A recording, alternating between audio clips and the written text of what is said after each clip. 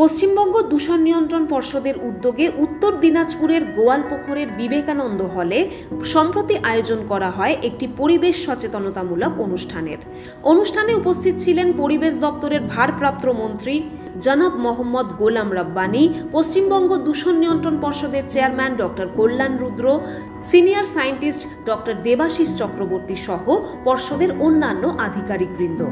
ছিলেন গোয়ালপুকুর 1-এর block development officer Shri Kaushik Mallick সহ আরও বহু বিশিষ্ট ব্যক্তিত্ব। সেদিনের অনুষ্ঠানটি 3টি পর্বে অনুষ্ঠিত হয়।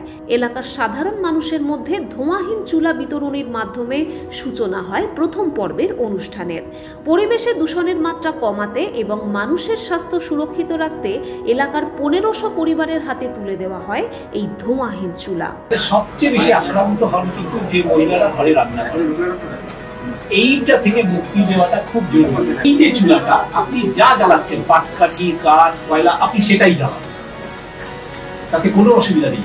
কিন্তু এতে হবে কি দিদি, আপনি ওটা এমন ভাবে জ্বলবে তাতে তাপ বেশি হবে। যে চুলাটা আজকে আপনারা দেখুন মোটামুটি 5 থেকে 6 জনের পরিবারের রান্না খুব ভালো হবে।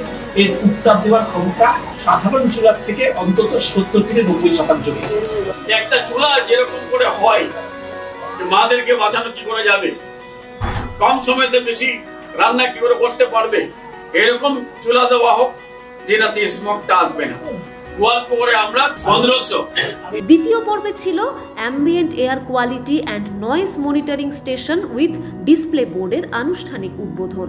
গোয়ালপুকুর ও সংলগ্ন এলাকার আরও 7টি ভিডিওতে এই ডিসপ্লে বোর্ড বসানো হয়। বাতাসের গুণমান ও শব্দের মাত্রা সম্পর্কিত তথ্য এই ডিসপ্লে বোর্ডগুলিতে দেখা যাবে। আপনারা অনেকে হয়তো জানেন না, আমরা ভারতবর্ষের মানচিত্রে গোয়ালপুকুরের নাম যুক্ত হলো। আমি